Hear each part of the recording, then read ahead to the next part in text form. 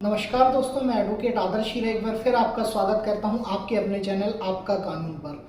दोस्तों, आज मैं आपको इस वीडियो में यह बताऊंगा कि अगर आपके कोई रिश्तेदार हैं जो कि बिना किसी विल के या किसी वसीयत के उनकी डेथ हो गई है, तो उनकी संपत्ति का बंटवारा कैसे होगा, कौन होंगे उनके उत्तराधिकारी, किनको क्या अधिकार है, कितना संपत्ति किस व्यक्ति को मिलेगा, इसके बारे में विस्तृत चर्चा करेंगे आज हम इस वीडियो में। दोस्तों, सबसे पहले अगर आपने चैनल को अभी तक सब्सक्राइब नहीं किया है तो सब्सक्राइब कर लीजिए। बहुत ही महत्वपूर्ण जानकारी आज मैं इस वीडियो के माध्यम से आपको देने जा रहा हूं, और ये ऐसी चीज है कि रोजमर्रा की जिंदगी में आपको ये चीजें सामने आती रहती हैं और आपके सामने फिर समस्या होती है कि आप ऐसी स्थिति में क्या करें। अगर इसका पूरा हल जानना चाहते हैं तो इस वीडियो को जरूर देखें। दोस्तों, आज सबसे पहले हम बात करते हैं दोस्तों की प्रॉपर्टी आपको किस तरह से मिल सकती है।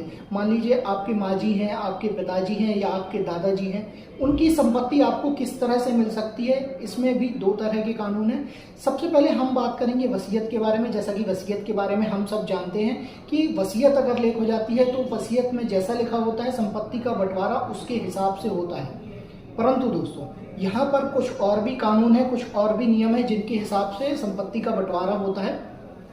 सबसे पहले हम बात करेंगे दोस्तों कि अगर संपत्ति की वसीयत करना है तो वो संपत्ति सेल्फ एक्वायर्ड होनी चाहिए। सेल्फ एक्वायर्ड का मतलब होता है दोस्तों स्वार्जित संपत्ति का ही आप वसीयत के थ्रू बंटवारा कर सकते हैं। अगर आपकी वो पुश्तैनी संपत्ति है तो आप उसका बंटवारा कभी भी वसीयत के द्वारा नहीं कर सकते या नहीं करेंगे। अगर करेंगे तो बाद में वो चैलेंज हो जाएगी, कोर्ट के बिफोर में उसको चैलेंज किया जाएगा और तब आपकी वसीयत का कोई मतलब नहीं रह जाएगा और फिर आपके बाद जो भी लोग हैं उनमें झगड़े चालू रहेंगे।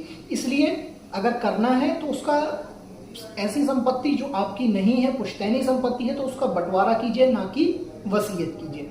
अब सबसे पहले मैं वसीयत के बारे में बात करता हूं कि अगर वसीयत हो चुकी है तो फिर सारी संपत्ति का बंटवारा वसीयत के हिसाब से ही होगा। हालांकि आप वसीयत को चैलेंज भी कर सकते हैं दोस्तों।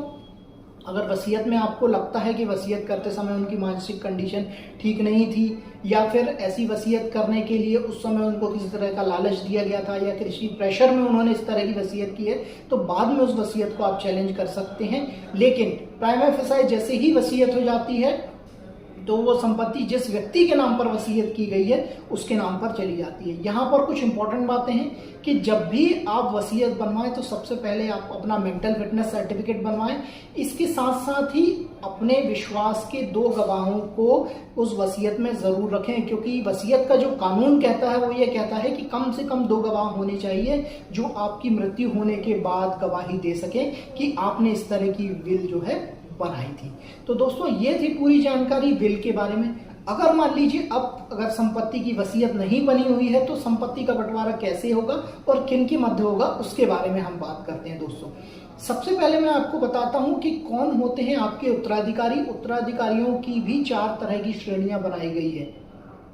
सबसे पहले जो श्रेणी में आपके रिश्तेदार आते हैं वो आते हैं आपके माता आती हैं, आपके पिताजी आते हैं, आपके पुत्री आते हैं, आपकी पुत्र आते हैं और आपकी पत्नी आते हैं। ये आपके क्लास 1 हेयर्स हैं या जिसको कहेंगे प्रथम श्रेणी के उत्तराधिकारी है। अगर ये अवेलेबल है तो सबसे पहले वसीयत के बाद, अगर वसीयत नहीं की है आपने तो उसके बाद ये संपत्ति इन सब में सामान्य रूप से विभाजित हो जाएगी। मतलब एक व्यक्ति को बराबर हिस्सा मिलेगा। अगर 4 लोग हैं संपत्ति में तो 1/4 का हिस्सा हर एक व्यक्ति को मिलेगा। अगर इनमें से कोई भी अवेलेबल नहीं है और अगर आपकी शादी नहीं हुई है तो इसके बाद ये प्रॉपर्टी जो है आपके माता पिता के पास चली जाएगी। अगर मान लीजिए आपके माता पिता भी नहीं है तो क्लास 2 हेयर्स या तृतीय श्रेणी के उत्तराधिकारियों की यहाँ पर श्रेणी आ जाती है जिनमें ये प्रॉपर्टी अब डिवाइड होगी, जिनमें आपके भाई और बहन शामिल है।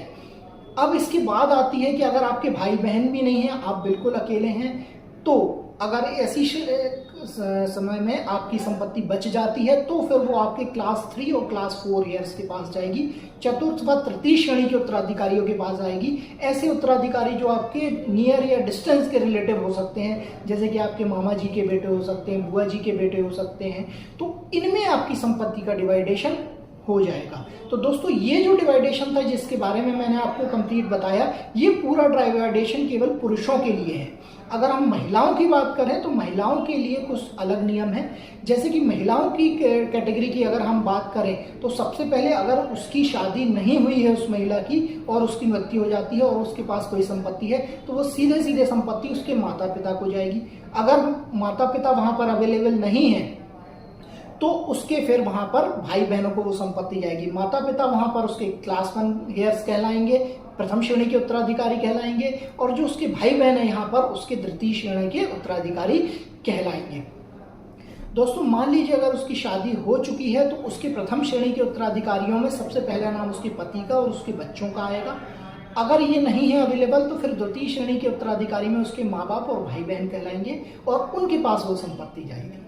तो दोस्तों ये थी पूरी जानकारी संपत्ति के विभाजन के बारे में, बिना वसीयत के और वसीयत के साथ भी। दोस्तों अगर ये वीडियो अच्छा लगा है तो लाइक जरूर कीजिए। अगर अभी तक आपने हमारे चैनल को सब्सक्राइब नहीं किया है तो सब्सक्राइब जरूर कीजिए।